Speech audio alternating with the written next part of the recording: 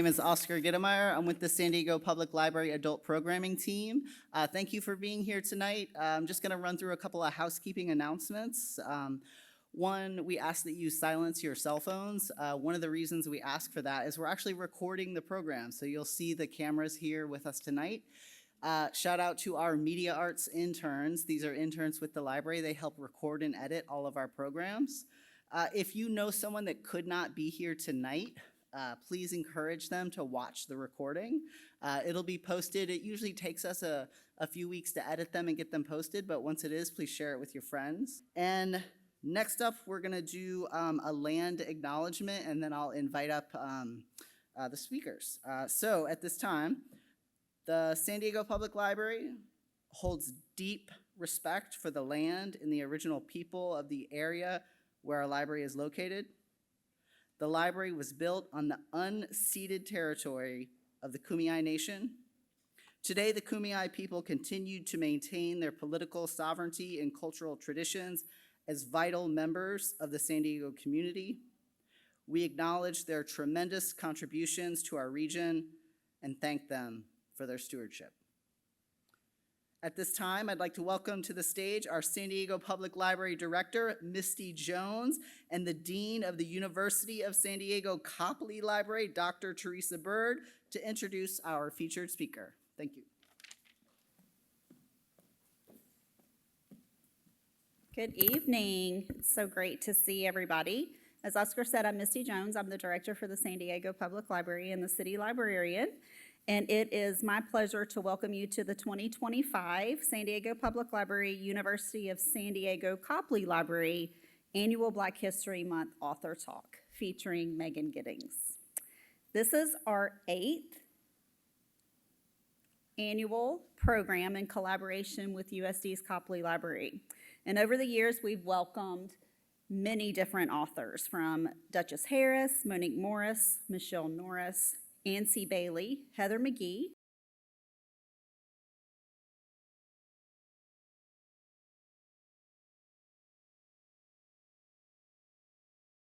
a little bit about USD's Copley Library. Good evening, everyone. I am Dr. Teresa Bird, Dean of the University Library at the University of San Diego.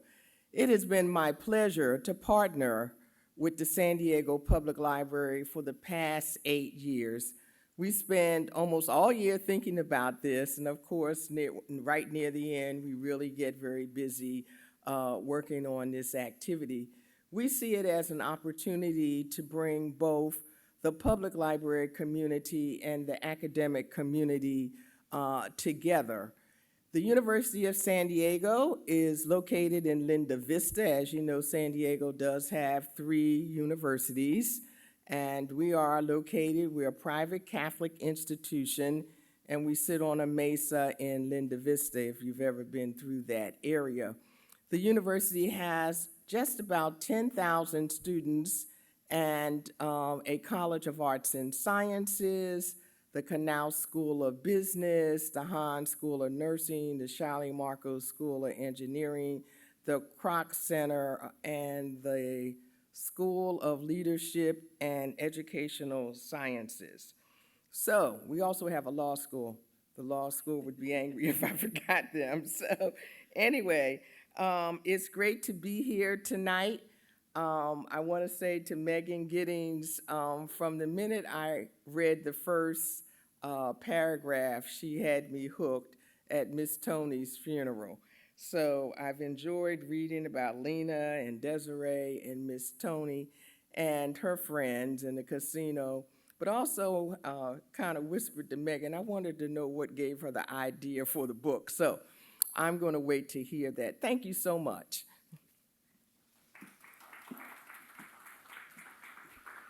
Thank you, Dr. Bird. And as Dr. Bird said, this has been an amazing partnership. I think we outdo ourselves every year and really start thinking about what we're going to bring next year. So, and now I would like to introduce Megan Giddings.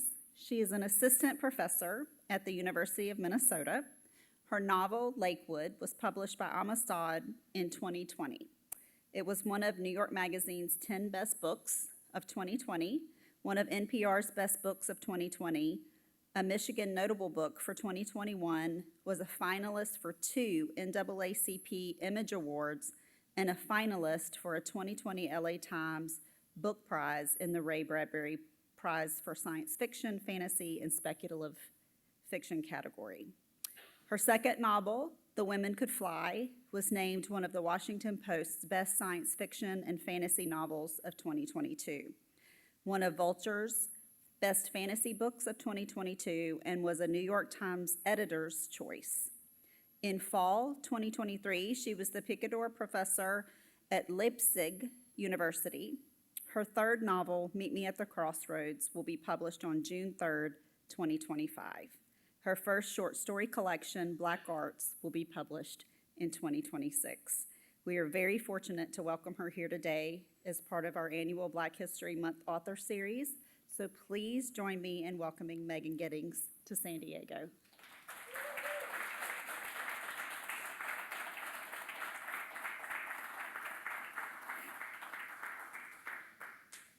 Hi, everybody. Thanks for spending your Monday night with me. I really appreciate it. And I want to thank both the San Diego Public Library and the University of San Diego for putting in the time and effort to bring me out here. And also to just sit with a little bit of acknowledgement that we are living in a time where it seems like this could be the last Black History Month that this university and library puts on.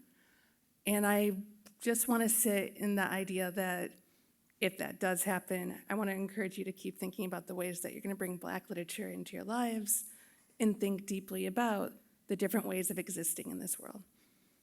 So, that was not the lightest of notes to start on. So I'm going to read to you first from Lakewood, and let me tell you more about it first, because some of you may have read it, some of you, well, you get to read it after this for free. Ah, that's so nice. So I started writing this book in 2014, and some of the background of it is for a long time I wanted to think about the things I liked most, which were being just a little uncertain about the world, where there are moments, at least to me, and I think we all feel them acutely, where you suddenly look around and you're like, everything is so weird. And either it's just a sign of your mental health, but also sometimes, like I come to California and every time I feel like I'm walking to a dream. Last night at dinner, I looked across the bay and there seemed to be a pirate ship lit with Christmas lights. And to me, that is deeply weird. But to you all, that is the life you live in San Diego. We don't do that in Minnesota. But I realized while I was writing all of these very, very weird and interesting things that I wasn't really saying anything. And I'm not saying that to write fiction, you always have something big to say. That there are plenty of room, I mean, there has to be, to write fiction that entertains, fiction that is fun, because fiction is both art and also it still is meant for solace, for a way for you to think deeply about being elsewhere. But I am not that kind of writer, even though I would really like to be one. And one of the things that happened in 2014 is that I had a family member have a surprise, very rough health diagnosis. And we theoretically had very good insurance. We had what seemed to be good access to doctors, but the process still, it took about only, it's weird to say only 8 months of my life, but it was still 8 months to find out this was a misdiagnosis. We had no savings by the end of it.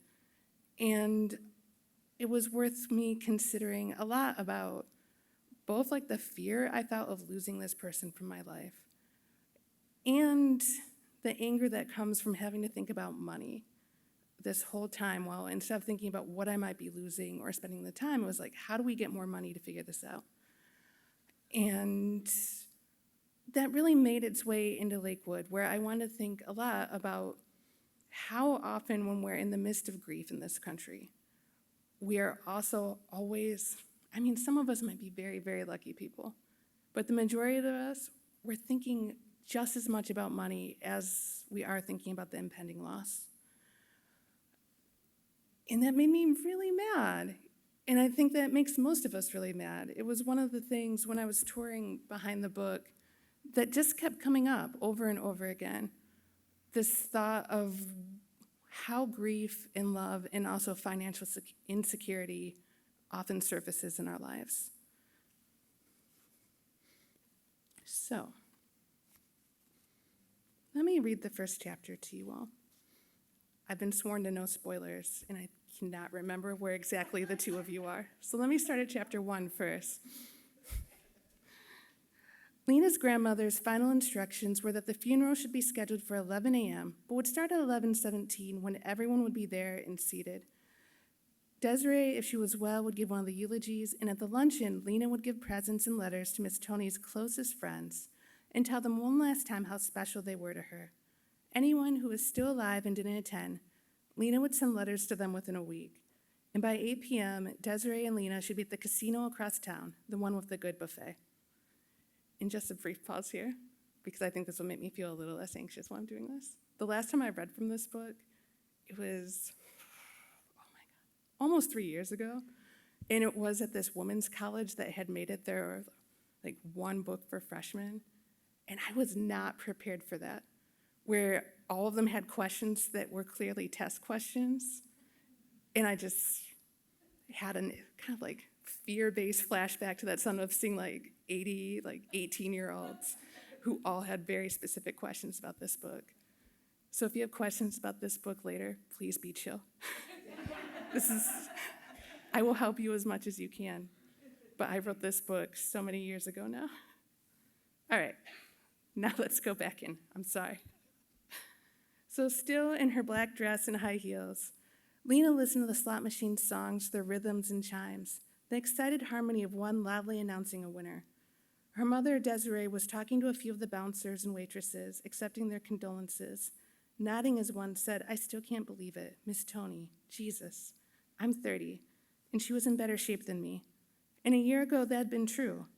She was alive more than most people I know." Lena nodded. The day before she died, the three of them were in a hospital room, and her grandmother had said, "What I wouldn't give for one more June day."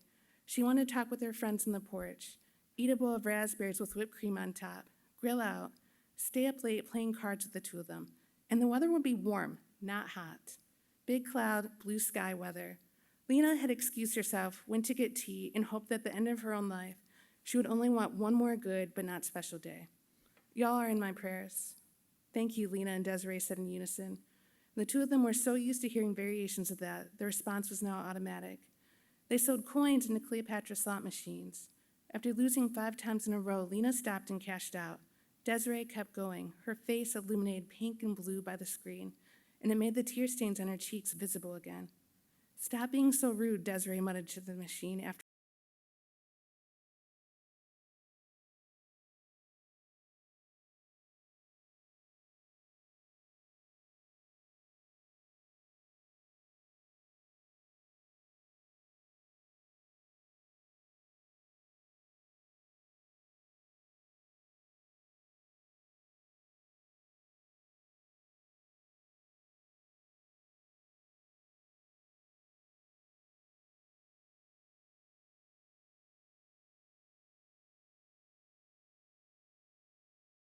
word.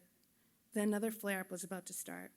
The mixture of flowers, mildew, heavy perfume that only really smelled like perfume, not vanilla or lilies like the bottles probably said, and roast chicken in the church basement. "I'm exhausted," Lena said. "Feelings, or do you need to change your shoes, or everything?" "We promised her this," Desiree said. "I know." Lena watched as Desiree went up 10, down 20, up 30. She liked the color blue they used for the scarabs, the dopey cats wearing hats, how the game designers had thrown in some fancy English letters, then tried to do all hieroglyphics, how there was no way for her to understand how to win the game. It seemed to be all great robotic whims. A pack of Miss Tony's friends turned the corner and descended.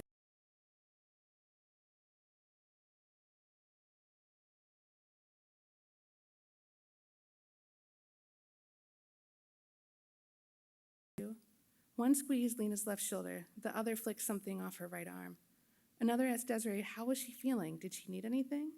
And Lena, how was she keeping up with classes? College alone is a lot.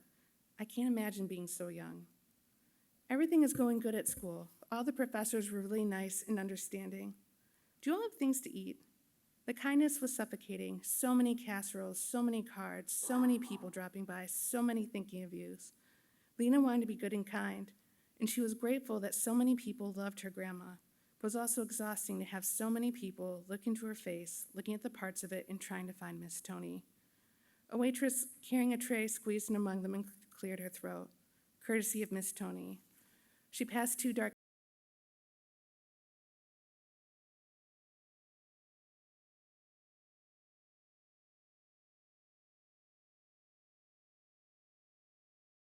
Lena's.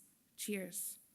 The woman stayed around them, chit-chatting about how Tony had done such a great job raising them both, as if Desiree wasn't going to turn 43 that year. Lena turned back to Desiree's screen. She was up $65 now. I'll be right back, Lena said. She walked to the nearest bathroom, taking her drink with her. She sat in the stall farthest from the door, took the deepest breath she could, then let it out slowly, contorted into her face into different expressions. Happy, anguish, I'm going to get you. I'm going to do a radio edit here because I'm in the public library. But if you look in the text, it swears. And took a long drink.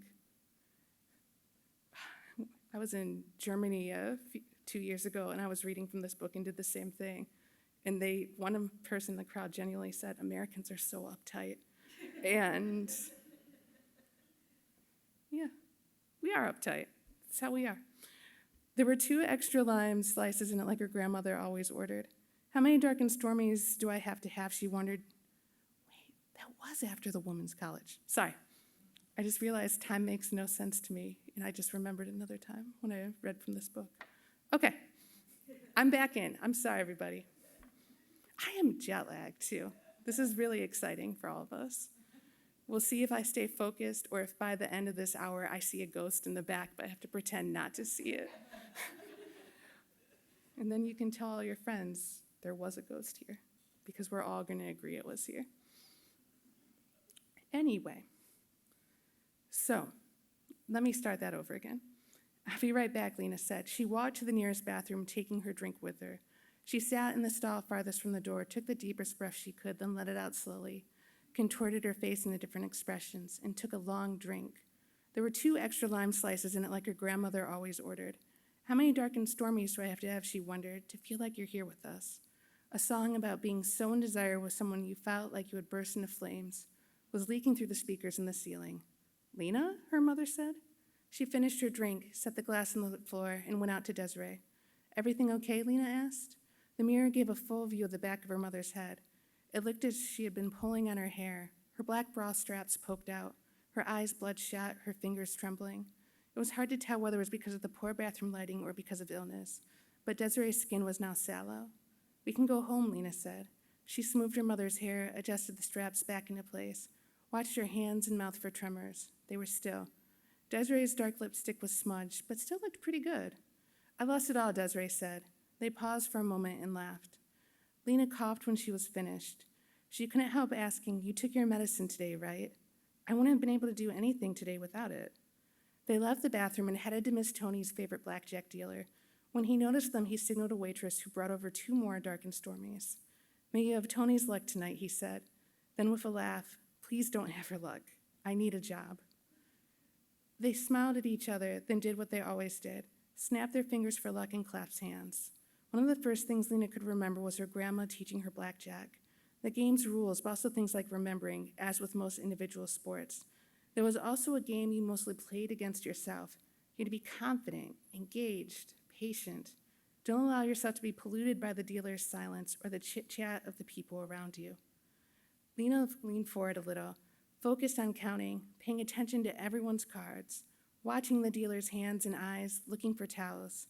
She sipped her drink slowly, at a rate far enough to make her feet ache a little less, but not enough to feel too bold. And when she hit blackjack for the first time, she automatically turned to the right, where her grandmother might be, before quickly turning and squeezing Desiree's hands with delight. An hour later, and $200 richer, an amount Miss Tony would have called fine. They shimmied and danced their way over to the buffet to eat blueberry bacon gelato and lobster and scrambled eggs. As they waited to get served coffee, Desiree kept putting one hand over her forehead and rubbing the spot between her eyebrows. "Don't worry," she kept saying. Desiree sagged down, her head and forearms resting on the table. She didn't notice the purple gelato drip pattern that she was creating on the front of her dress. Lena asked the waitress for a double Americano. "She drunk?" the waitress asked. She was young, probably a college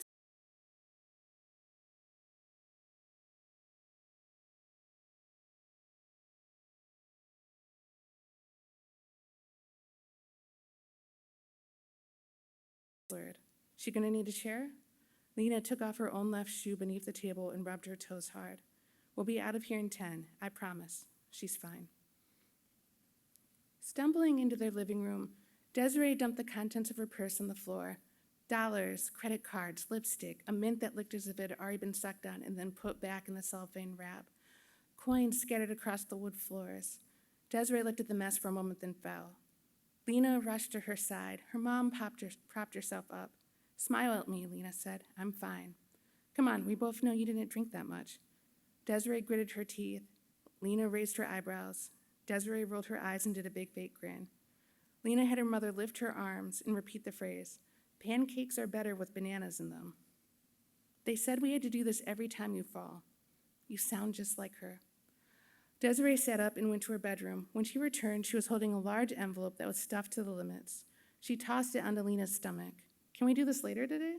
But her mother was already in the kitchen, opening drawers and rifling through cabinets, as if she had stored secrets among the plates and glasses. Inside the envelope were bills, insurance statements that looked as if they were all disagreeing with one another about the amount of coverage, folded over invoices from the cemetery, the funeral home, electric and water bills, some receipts. Desiree came back holding more. "Have any of these been paid?" "I don't know." Desiree stooped over the coffee table. She pulled more bills from between the magazines. It was an absurd magic trick. Lena rubbed her eyes, and the remnants of her mascara stained her fingertips. She made herself sit up straight. "There's more bills. I can pull up my phone." Lena felt all the aftershocks of no sleep, the stress of the past months, and now this. She wanted to go to bed and sleep for 3 days. Instead, she went to the kitchen, found the least green banana she could, poured a glass of water, and pulled out her mom's pill box. There were only enough pills in the box until Saturday. "I'm sorry, Biscuit," her mom began. Lena handed everything over. "Take these." Her mom's eyes were watering. Lena made her mouth soft, adjusted her posture. "I'm not mad, I'm just tired. But this day has been too long for us to have this conversation right now." She watched her mom carefully, making sure she swallowed her pills, ate at least half of the banana, drank all the water. Lena squeezed her mother's hands when they were free, hoped the gesture was reassuring. "Get some sleep, and we'll talk about this in the afternoon." Desiree stood up and went to her room. Lena picked up the bills and carried them out to the kitchen table. She organized them into categories: house, medical mom, funeral, medical grandma. Then she pulled out a pen and her notebook from her backpack, flipped to her current to-do list, an astronomy test the next day that she still hadn't studied enough for, a 3-hour shift at her work-study job that night, Spanish conversation lunch about going shopping, where she was supposed to leave a conversation entirely in Spanish, thank you letters to write, coordinating with Ms. Shantae about Desiree's home health care schedule.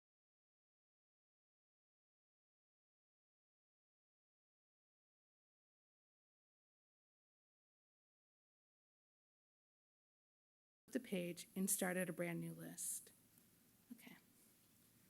So that's the first chapter of Lakewood. You all do not have to do that right now. We've got plenty of time for that later.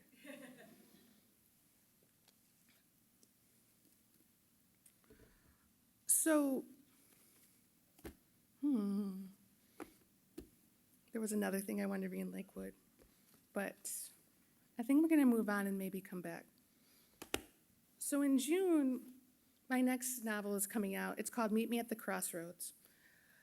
And the premise is both simple and complicated, where it's a world much like our own, but one day these 7 doors appear. And these doors open to places that are mysterious and beautiful. And they have resources, which, to be maybe a little cynical, I realized that very quickly in this book, people would figure out those resources can be made into really good drugs. And so there's this flourishing drug trade. but it's also about exploring and thinking deeply about adventure and also loss. And some of this book was also motivated where I rarely have this moment where I've gone to so many talks like this from other writers, and some of them will say, like, this thing happened and I knew it had to be in the book. And a few years before I started writing Meet Me at the Crossroads, I was in New Orleans, and it was right after, what are we even saying about this now? Because COVID's still going on. It was after lockdown, where people were finally starting to have events like this again. And I was in New Orleans to talk about Lakewood, actually. And in this Uber ride, this woman started saying some things to me about my life that were specific enough that it made me really uncomfortable, because how could she know these things? And I don't usually, this is making me sound like such a kook. I'm sorry, everybody. But I even was like, is this just one of those things where because of COVID, and I was pretty good about being locked down. I was like, can I not read social interactions anymore? Am I shocked that she knows this thing about me? I don't know. But it kept weighing on me, because by the end of the conversation, I started crying really hard, because she was talking about just another family situation that I hadn't really spoken to many people about. I have no idea she knew all this still. But it's one of the reasons why I wanted to write Meet Me at the Crossroads. I wanted to write about inexplicable feelings, or things that should not have happened, but still, it reminded me that even though I would like to believe very much in ordinary life, that there are still things in the world that can't be explained, which is also thrilling if you're a fiction writer. But if you're also someone who used to be a lot more of a control freak, it's still really terrifying. So let me read a little bit of this book to you. I feel like I need to work on this.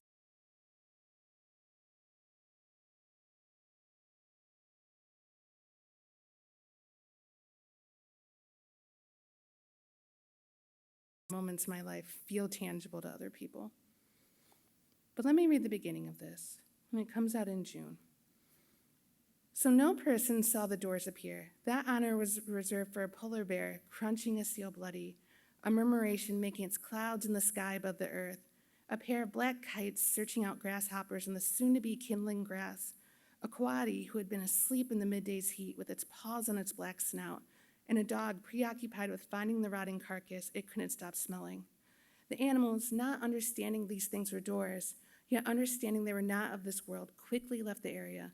Later, different people would get on television, so intoxicated by the attention they were receiving that they were able to smile wide as they exaggerated and spewed out conflicting details.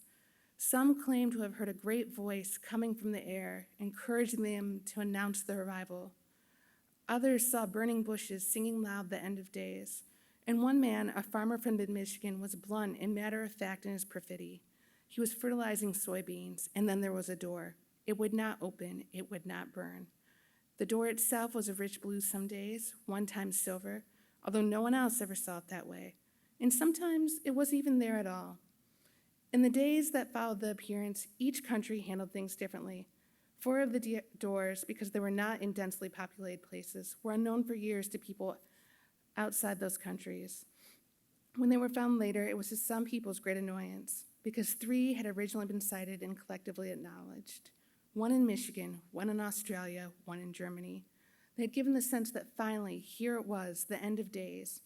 Things in 3s were always a warning. Despite arrests, despite violence, despite calls for common sense and patience, people surged around the doors. Ad hoc towns grew around them. Sermons and prayers were held regularly. The surrounding grass and crops were destroyed by the pressure of thousands kneeling and waiting to see what all of this meant. And for those who did not have faith, there was a swirling of opinions. Aliens. They were always pulling stunts on people. And here was another one, a step further from the flashing lights in the sky and sucking people up in tractor beams. Or maybe finally here was proof that we were all living in a vast, sick game of The Sims, See, the user had put the wrong thing in the wrong place, and here was the proof that nothing mattered. Life did not make sense because we were pixels and blobs meant to be observed and tormented. Articles and theories and think pieces abounded. Maybe the doors were a trendy artist's conceptual piece. We would find out that each one of these stupid, over-discussed portals were valued at $1 million. Then people learned they could not burn, that bullets bounced off them. They could not get soaked with kerosene or blasted with water, and when knocked down, they sound like any other door. They did not open for presidents or prime ministers or kings or queens. They did not open for scientists, not even the ones who spoke gently and dreamed about them. They did not open for the Pope or the Dalai Lama or the popular televangelist from Southern California who wrote very dull books that piece summed up as, the only way not to be a sinner was to give him and his church a lot of cash. One day, a man filled with grief and longing traveled to Australia. His wife had died abruptly. Many people were tubing. The inner tubes flipped. Some people were lost. It was another horrifying thing buried in the news as miasma. Every day when he was in grief's clasped hands, she, the only she in the entire world for him, was always in the periphery. Church didn't matter any longer. Friends didn't know what to do with the intangibility of no funeral, only a potential memorial service. His father told him the only answer in times like those were to live. The man's wife had always wanted to see the Flinders Ranges, her laugh when she saw birds, her sigh when she saw beauty. So he flew to Australia. At the base of a mountain, he found a blue door and prayed. And after the 4th hour of prayers, the door swung open. He walked and walked through an orange desert until he heard someone singing. He turned, and there she was. The man walked her across the desert, her hand cold. I will stay with you forever, he said. This is the space where later, at their church, they invited people to testify, to listen what God had given us, a chance to resurrect our dead. Yes, there were dangers to going through the doors, but this was also meant to be a test of his love. And some people said his wife had never been truly missing. She had taken advantage of the chaos to run off with her lover, but then things with the lover had been boring. The wife refused to talk about the other side. She would not answer questions about what it had been like to drown. She could not talk about what her body was. A blasphemy, some churches said. So soon, most people ignored them. This is one of the things about living now. If a thing only stays mysterious, doesn't give a person money or acclaim, only seems to exist as a reminder of the universe's vast inscrutability, it's often deemed worthless or a grift. A minor tragedy of modern times might be how much comfort has become valued over knowledge or kindness or understanding.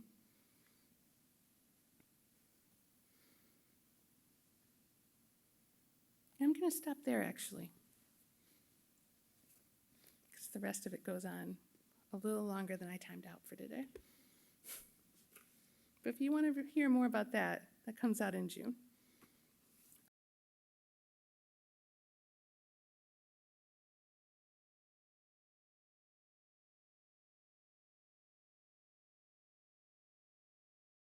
I don't know how many of you are writers, but the writing life is, it's still so scarcity-based where even to get a short story published, it's so hard. You sometimes at some places have like a less than 1% chance of getting a short story published.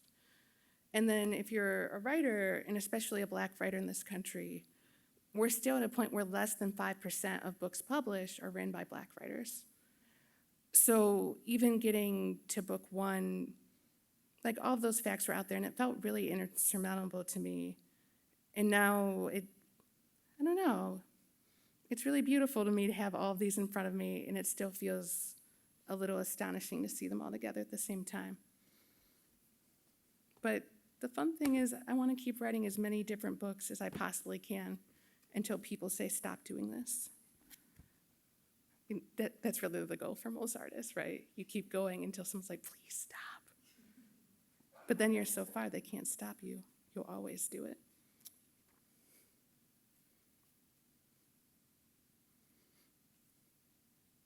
Let's go back to Lakewood, and then I might read, if I have time, from the second one, and then I want to talk to you all. It'll be fun. Don't be weird about it. Okay. So I'm jumping ahead to chapter 3 in Lakewood. So just to briefly recap chapter 2, she sent a mysterious letter encouraging to join a research study. But I want to read to you 2 very different job interviews. So this is chapter 3 if you want to follow along. It's really nice that for those of you who it makes easier, there are books here and we can do it this way too. They told Lena that to maintain privacy, all buildings were disguised as part of Great Lakes Shipping Company. The closest intake office to Lena was only a 1.5-mile walk from her dorm. She recognized the address when they said it.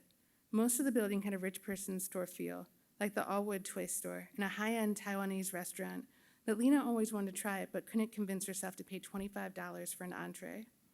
Great Lakes Shipping Company, the woman on the phone said, was on floor 2. When you go up the stairs, walk past the drinking fountains, and it's right across from the olive oil shop, a living liquid. It's easy to miss, the woman said, and she was right. Lena's eyes didn't register it the first time with its gray curtains over the window and the cream-on-white logo. She walked down to the end of the hall, turned around and went back. The olive oil shop was brightly lit. Rows of copper dispensers, posters of Italy on the wall. A man was filling up a styrofoam cup clearly meant for coffee with habanero-infused oil. Lena considered going to try some. There were containers of bread next to each dispenser, and to see if he was truly going to drink it. It was better to be early, Lena decided as she walked inside the office.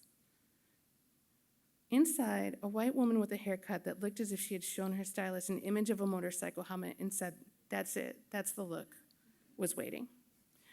"Your IDs." Lena fished her wallet out of her coat pocket. The woman was wearing a navy pantsuit with an American flag pinned on the lapel. There was a bridge clipped to her waistband. Walking over to her, Lena bumped into a small table and knocked over a stack of magazines. That actually happened to me on a job interview, which is why that's in the book. When she bent to pick them up, the woman told her to just leave it, and that also happened. I did not get that job. Her tone was as if Lena had spent hours knocking over the magazines and picking them up and straightening them, just to knock them over again, and she couldn't take it anymore. Lena handed over the IDs. "Looks good. Now we have some forms for you to fill out." She led Lena into what might have been the greatest room in the world. Everything in it: chairs, desks, pens, flooring, wall tile, the fire extinguisher, elephant gray. The strangeness of the room and the woman's brusque attitude made Lena want to joke, to find a way of rescuing herself from discomfort. But instead, she reminded herself that now was the time to be pleasant, blank. Don't be weird. Don't embarrass yourself.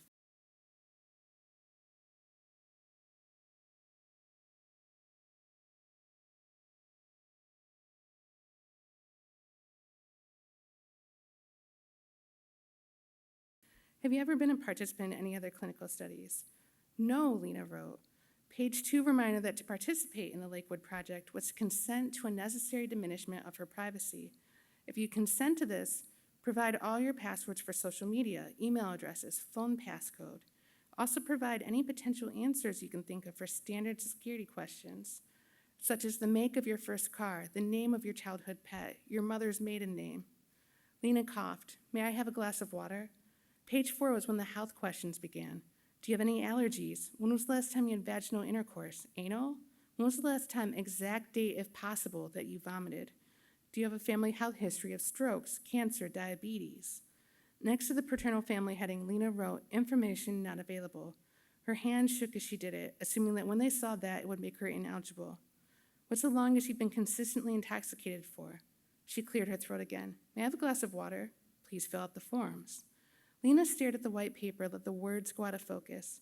The woman's attitude, the questions, made a small voice in her own head say, "You are already feeling weird. Get out of here."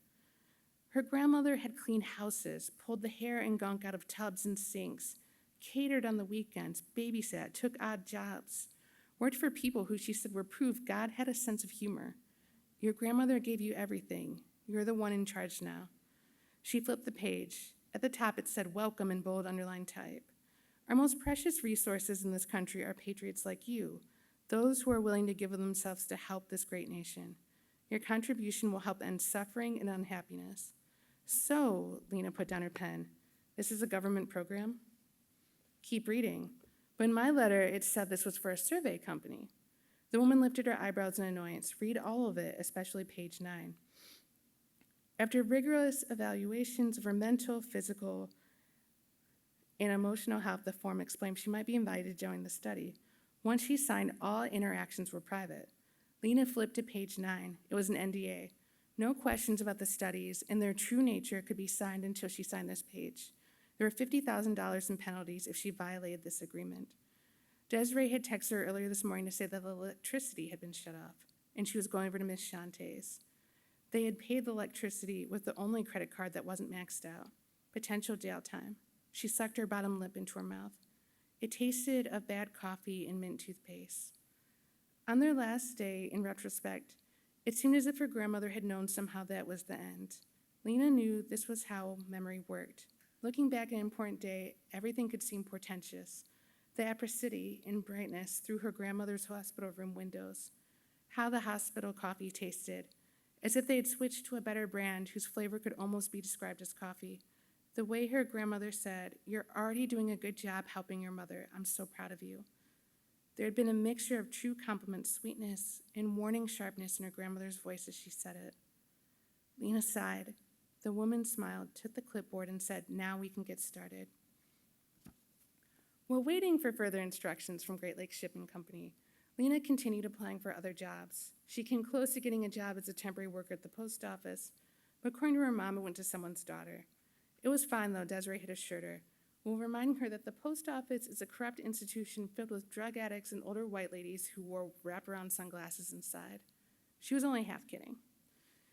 To her interview at Burrito Town, I should take that joke out. I don't want to joke about the post office anymore. I worked there for 2 years, so that was also an inside joke because I worked there with my mom for 2 years in between college. But to her interview at Burrito Town, Lena wore, "Your Honor, I plead not guilty." And you learn in Chapter 2 that's a nickname that she and her friend have for a pantsuit that they share. I just want to make sure that makes sense to you as I read it. She handed her resume to the manager interviewing her. He scanned it, pursed his lips, and said, "Art history?" "That's my major," Lena smiled. Hoped her voice sounded chipper enough. "So what's your greatest strength?" "Weakness." She said that her greatest weakness was probably that she was too hard on herself. Tanya, her best friend, called it a case of the dumb Lena dumbs. "And my greatest strength," Lena squeezed her knee. The manager was smoothing his blonde mustache as he spoke. His skin was a shade of pink that made him look perpetually a little drunk. "I guess my greatest strength is that I'm good at being task-oriented and getting things done on time. Honestly, all I really care about is whether or not you can fit in the costume." "Costume?" "I'm sorry, but I just don't think you're ready to be a burrito maker," he said. "Stand up." Lena kept her face blank, pleasant as she stood. The manager also stood and took a step backward. "You're a very small person, you know that?" "Oh, I thought 5'2" was tall." Whoever told you that was wrong. His eyebrows were raised as if he couldn't believe she knew someone so stupid, or would be so simple as to believe that stupid person. She nodded, reminding herself that there was no point in trying to joke around with an old white man who thought you were an idiot. On the walls were large prints of burritos in the style of different artists, an Andy Warhol screen print, Van Gogh's sunflowers with burritos instead of flower petals, a Liechtenstein burrito that was crying a single tear, a burrito with Frida Kahlo flower crown and eyebrows that Lena thought someone would complain about within a day of the location opening. The space smelled good, like sautéed red onions and fresh dough, though the restaurant won't open for another few weeks. There's no way you can be the burrito, but maybe you would be a good Ms. Blue Corn Chip. Smile, please. Lena bared her teeth. Bigger. People need to see you from their cars. Come on, I know you have it in you. Lena smiled. Smile like you're looking at your best friend. She pictured an alligator plotting against her enemies, a large open-mouthed grin. People like to feel invited. He gestured at her mouth. Keep trying. She stretched her lips the widest they could go, knowing she was making more of a welcome to my death house face than a spend all your money on these burritos face. Her cheeks ached after 10 seconds of it. Lena howled another 5, another 10, felt her cheeks trembling and stopped. Your teeth are a nice shade of white, the manager said. He wrote a note on his clipboard and underlined it. We would only need you 3 days a week during the first 2 months after the grand opening. The manager ran his fingers over his mustache. He tapped the side of his face, then spoke as if offering Lena a $100,000 salary with unlimited vacation time. And if you do well at this and can prove that you're reliable, we can talk about moving you up to the assembly line. How much does being the chip pay? $9.25 an hour, and if you make it to the assembly line, you'll go up to $9.50. I'll take it, Lena said. Money was money. We'll call you, the manager said. Sorry. How much? What time is it? I will stop there. I thought I had 5 more minutes. All right, do any of you have questions or things that you'd like to say? I think Oscar is going to do a more formal announcement in a moment. I just wanted to make sure I could give you a wireless mic so that you'll have it. But if anyone would like to come to the mic in the center aisle, we welcome any questions you have. We'll do a little bit of Q&A. And again, we'll then invite folks to come up after Q&A and do the book signing. But here you are. Oh, thank you. So that was wonderful. Thank you so much. And I'm the one who said don't have any spoilers because I'm like 3/4 of the way through. So what struck me about Lena, and maybe you can expand on this, is her, because of her mother's situation, because her grandmother passed, she almost has this sense of, not hopelessness, but it's where she joins this medical experiment and she stays, even though she's starting to suspect that everything is not. Do you think I feel like that's a very kind of real situation that a lot of people find themselves in because there's such a hopelessness in their real life or struggles, and someone is taking advantage of that. And so is that what you were trying to kind of get across in that? So I was thinking simultaneously about 2 things. I didn't speak about this at the beginning, but I had done a lot of research into medical research studies, especially they're the famous ones like Tuskegee. But even at one point during my research, one thing that came up that it's the fact I still couldn't get over is that the World Health Organization qualified even Guantanamo Bay as a research study on what torture will make you admit to. And I was thinking about how often the information we get, we ahistoricize it. We take advantage of all of the suffering of other people. And it gives us positive things. It gives us vaccines, it gives us medical breakthroughs, but we also often don't acknowledge how much pain or how much of someone's time came from the things that make our lives comfortable.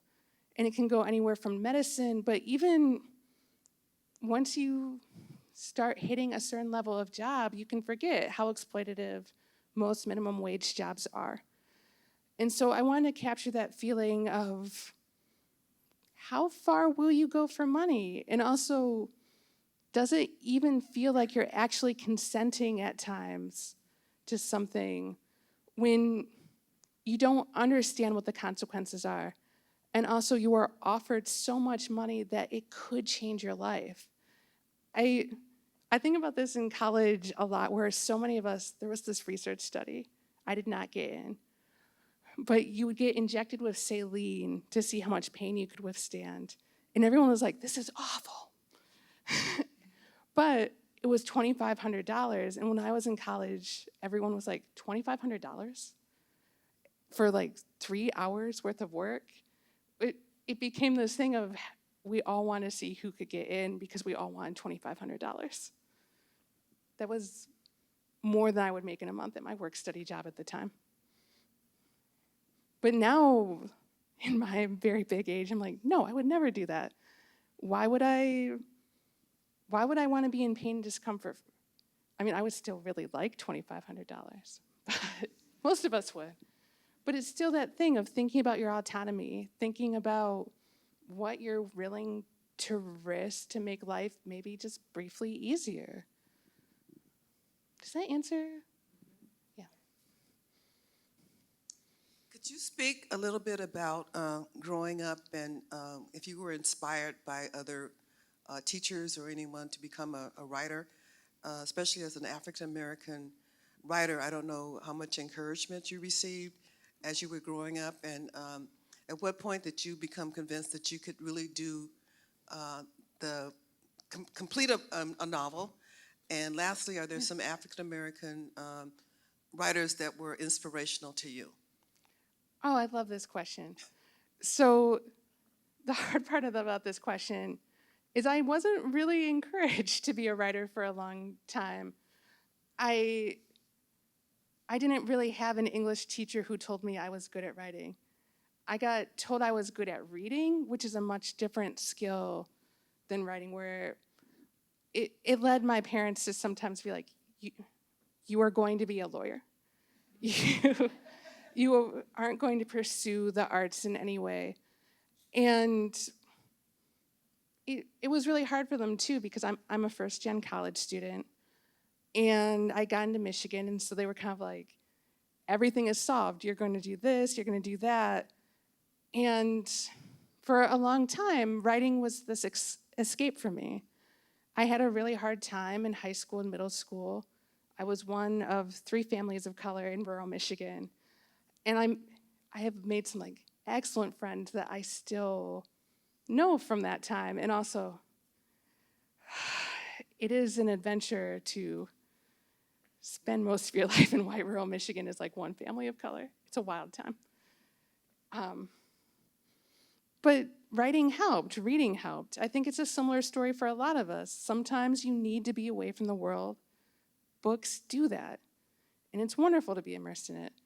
And then I went to college, and I did meet a teacher who, he really wanted me to be a poet, and we talked a lot about poetry and how to live a life. But more and more, I just wanted to tell stories. And I think one of the interesting things is that for a long time, I struggled reading Black literature, where so often our stories, they're rooted in violence or suffering. And so I would have a big reaction sometimes, especially when, like, any teacher would be like, what if you read Toni Morrison? And then I would pick up Beloved and be like, this is so painful to read. It's, no, you should, don't start, well, maybe start at Beloved because it's brilliant. But then I read Beloved again, and it really changed me to think deeply about how it felt to read a book that talks so deeply about all the things you had to give up and all the things that you don't want to acknowledge, and also familial love. And it was also a horror novel. But I think the easiest lineup for me in terms of Black writers, it's Octavia Butler. I feel really honored to come to Southern California because, I mean, Pasadena was her home. We're still not that far away. We really aren't. And I feel sometimes when I'm reading Octavia Butler and then I come to Southern California, I can see what inspired her. I can see, I mean, some of it's that easy thing of the stratification of wealth, and then you can read Parable of the Sower and you're like, yes, of course you saw this so clearly. And then there's also something helpful about how anywhere you go, you can still make it into something interesting and beautiful. Did I answer all of your questions? I know it was. Thank you for asking it. Hello. Hi.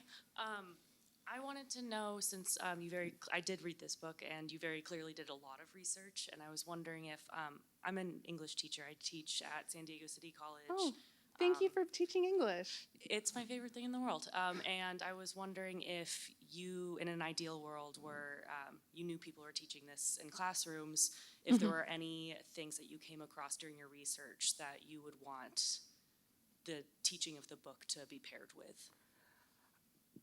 I think that there are two, and I love this question. I would like to have the teaching of the book paired in some ways with even just creative writing activities, where I feel really strongly that being a writer, you open doors for other people. And so just the idea of your students having creative writing activities paired with the book that makes them explore their health, the weirdness of the world around them, how they relate and understand other people, that's a really beautiful thing to me. And then it could be really helpful, I'm trying to think if this will be appropriate for your students, but I read like The Immortal Life of Henrietta Lacks. And I think excerpts from that book might be really helpful and give your students a lot to think about, because it is, again, the conundrum. So many lives were saved because of those cells. And also, we're still dealing with the ethical implications of the Lacks family only knowing about their ancestors' suffering rather than having any recourse to the money or acknowledgement. Thank you for the question. Thank you so much. Those are great suggestions.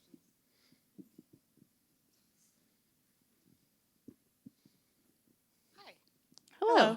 She's a really good teacher, by the way. She's I great. can tell. Yes. Great call on Immortal Life of Henrietta Lacks. I love that book as well, and loved your book. So I guess my question is maybe like a bit sillier, but I'm kind of curious, just like when you were writing this, obviously she is, as she's going through these experiments, she's beginning to question like what her reality is, what's actually happening, what she's imagining. And then as a reader, like you don't know, because you're only hearing obviously like what she is saying. So like, I guess when you were writing this in your mind, do you know yourself what is per se real versus what is not? Or are you just like channeling her, I guess, from her perspective, and like it's up to us to decide like what we think is happening or not? Or do you like basically, do you know in your head or not what's real and what's not, I guess? Let me go full writing professor for a moment. So if you were one of my students and asked me that question, I'll treat it like this, and I'll do the more goofy author answer. But one of the things that you should do when you're writing things that aren't real is you have to, as much as possible, believe it, because a reader can feel when you doubt it. You start to over-explain things, right? It's too easy to be like, and this happened, and it felt very weird and uncomfortable, rather than what you might actually react with shock or excitement. So I always have to do a first draft where I'm fully immersed in the moment. And then I have to then write notes to myself. Is this real? And if so, what are the implications for later in the text? Is this real and it only exists in this sparse way? I also still have to note that. And then, this is bananas. This makes no sense. This didn't happen. But then I also have to think about, what does it feel like to go through a moment that makes no sense, and try to use it to understand your place in the world again. But most of the time, I struggle to figure it out until many drafts where I keep arguing with myself, and then it changes the rest of the book. Okay, awesome. That's very cool. Thanks for the question. Yeah, thank you. Come on up. I just have a quick question. What would your dream cast or crew be for this book or for any of your books? For this book, that's awkward because the book is optioned, so I can't. Yeah. So I don't want to say who my dream is. Yeah, I can't say who it is because I will say for a long time, after I saw, I don't know if any of you have seen the show Mythic Quest, but there's a young woman who plays first a tester and then grows up to be a programmer, and I never remember her name. But she's someone that I think of as like the perfect Lena because she's both funny and interesting. And then for my second book, where who did I think for a long time? Tessa Thompson, but that was too easy because everybody likes Tessa Thompson. She's hot and cool, so it's easy to say, oh yes, this should be the star of my book and movie. But I love the casting questions. Thank you. Thank you. Yeah, come here. Come talk. Okay. Sorry. As somebody who has friends that are getting into fiction writing, Yeah. you said yourself that when you were younger, you didn't feel like you had that encouragement. How would you say you probably could have received that encouragement from the people around you in a positive way that would have offered constructive criticism, but not turned you away from writing? Oh, okay. So there are two things at play here. One is sometimes when you're starting out as a writer, you might think you want a ton of constructive criticism, but do you know who Joseph Conrad is? He wrote Heart of Darkness. And he's famous for being like, my wife has to read this, And if she says any criticism about this, I will die. And so some of it is you figure out what your friends need. Do they need someone to read it and be this thoughtful person who gives excellent feedback? Or do they just need someone to sit with them sometimes and say, this is an incredible accomplishment that you've already written 50,000 words. I'm so proud of you. Because, listen, writing life is both great and it is trash. People will constantly tell you how bad your books are. People might show up at your event who didn't read your book and fight with you in front of people. I don't know how I would ever know about that. I should not do stand-up about that right now. That felt uncomfortable. But it's one of those things, like you have to figure out what type of safe harbor do you have? What can you be? One of the things that's been really helpful to me is my husband, he's a reader. And he is not a writer. Thank God, that would be a nightmare. But he always makes a point of reading my books and then writing me a letter about them. And sometimes the letter is really, parts of it are insightful. Parts of it, I'm like, you dummy, that didn't happen in this. Like, it's helpful for me later because it's clearly that I wrote something wrong and need to fix it. But at the time, I'm like, you idiot. It's one of the saltiest moments I get in our marriage, thankfully. But also, it's just nice to hear what resonated with him. And so I think finding the way to do that mix, too, of telling your friends what resonates, and then also being like, yo, this doesn't make sense. I think that's the best encouragement you can give. And also, in case you are actually a friend and not doing my friend is a writer. Yeah, that might be. I think that's the case, yeah. Yeah. But if we're actually talking about you, I think the other thing to think a little bit about is just why you love it. Because eventually it's not going to become the thing that you just love easily. You have to put on a different face for it, and your whole relationship to creativity might change. And building a strong community around you who's always going to find something interesting in your books, even when everything else goes away, it'll keep you writing. And also have a firm word count of what you want to get done every year. Thank you. You're welcome. Can we please just give one more round of applause for Megan Giddings?